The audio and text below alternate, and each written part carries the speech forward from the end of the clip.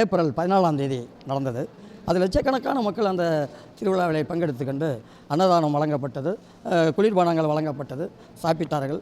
அதை சாப்பிட்டு ஒரு வாரம் ஆகியும் எந்த வித பாதிப்புகளும் எந்த பகுதியிலும் பதிவு கொள்ளவில்லை. லட்சக்கணக்கான மக்கள் வெளியூரில் இருந்தும் வந்திருக்காங்க. யாருக்கும் எந்த பாதிப்பும் இல்லை.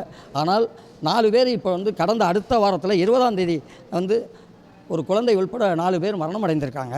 இந்த உறையூர் சார்ந்த பகுதி மக்களோ, அந்த திருவிழாவில் பங்கெடுத்து கொண்ட லட்சக்கணக்கான மக்களோ, அந்த உணவு மீதப்பட்டு உணவை சாப்பிட்ட மாடுகள், நாய்கள் போன்ற விலங்குகளோ எதுவுமே உயிரிழப்பு ஏற்படாத ஒரு சூழ்நிலைக்கால இதை சரியாக கவனத்தில் கொள்ளாமல் எடுத்தேன் கவிழ்த்தேன் என்று ஒரு திருவிழாவில் ஒரு தெய்வ காரியத்தில் அதை உணவு கொடுத்ததாலும் குளிர்பானங்கள் சாப்பிட்டதாலும் தான் இந்த பிரச்சனை வந்தது என்று ஒரு பொறுப்புள்ள அமைச்சரும் பொறுப்புள்ள மாநகராட்சி ஆணையரும் சொன்னதை இந்த கூட்டத்தில் வன்மையாக அதை கண்டிச்சிருக்கோம்.